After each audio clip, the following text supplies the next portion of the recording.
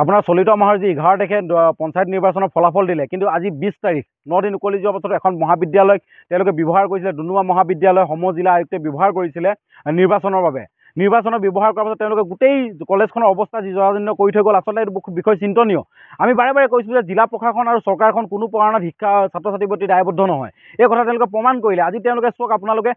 যিসমূহ ৰুম আজি প্ৰায় 14-15টা ৰুম আছে ডুমডুমা মহাবিদ্যালয় তাত তেওঁলোকে 8টামান ৰুম নিৰ্বাচনৰ নামত ব্লক কৰি দিছে আজিলৈকে চাফ চিকুণ কৰি দিয়া নাই ইয়াৰ লগতে যি খেলপথাৰ ডুমডুমা কলেজৰ খেলপথাৰখন সময়ছোৱাত গোটেই টেণ্টসমূহ বনাই তেওঁলোকে খুলি দিয়া নাই কোনো ধৰণৰ ব্যৱস্থা কৰি দিয়া নাই ইয়াৰ লগতে তেওঁলোকে বহুত ধৰণৰ BRM কলেজৰ গেটখন ভাঙি পেলালে তেওঁলোকে আদৰণি তেওঁলোকে নিৰ্বাচনৰ নামত যি মন যায় মই মতালি কৰিলে আচলতে সমজিলাটো আমি বিচাৰিছিলোঁ লগতে আমি নিৰ্বাচন হ'বই নিৰ্বাচন গণতান্ত্ৰিক প্ৰক্ৰিয়া কিন্তু এই সমজিলা কাৰ্যালয়টো আহি ডুমডুমা মহাবিদ্যালয় ছাত্ৰী নিবাসত হ'ব সেইটো কথা নাছিল আমি অতি শীঘ্ৰে দাবী জনাওঁ যে ছাত্ৰী নিবাসটো এটা মুকলাই দিব লাগে লগতে সমজিলা কাৰ্যালয়টো এটা সুকীয়া স্থানত নিৰ্মাণ কৰিব লাগে তাৰ লগতে যিসমূহ ক্ষতি হ'ল মহাবিদ্যালয় আৰু অতি শীঘ্ৰে গোটেই মেৰামতি কৰি দিব লাগিব আৰু খুব সোনকালে গোটেই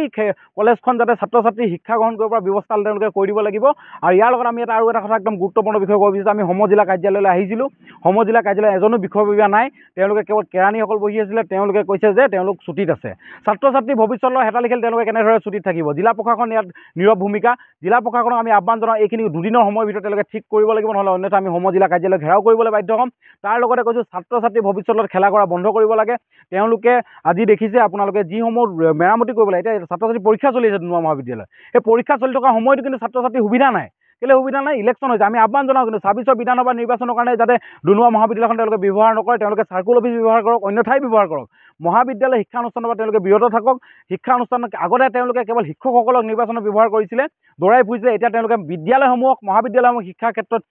নিৰ্বাচনৰ ক্ষেত্ৰত ব্যৱহাৰ কৰিব আৰু তেওঁলোকে ৰাজনৈতিকভাৱে ব্যৱহাৰ কৰি এই যোনবিলাক গোটেই কাম কাজবিলাক তেওঁলোকে ছাত্ৰ ছাত্ৰী শিক্ষাৰ পৰা বঞ্চিত কৰা এটা কাম কাজত তেওঁলোকে আগভাগ লৈছে আমি সমজিলাৰ যি আয়ুক্ত আছে তেওঁক আহ্বান জনাইছোঁ দুদিনৰ ভিতৰত কিন্তু আমাক ডুমডুমা মহাবিদ্যালয় পুনৰ যেনেকুৱা আছিল তেনেকুৱা ধৰণে লাগে ছাত্ৰ ছাত্ৰী পঢ়িব পৰা ব্যৱস্থা লাগিব অন্যথা কিন্তু আমি আপোনাৰ কাৰ্যালয় ঘেৰাও কৰি প্ৰতিবাদ কৰিবলৈ আমি বাধ্য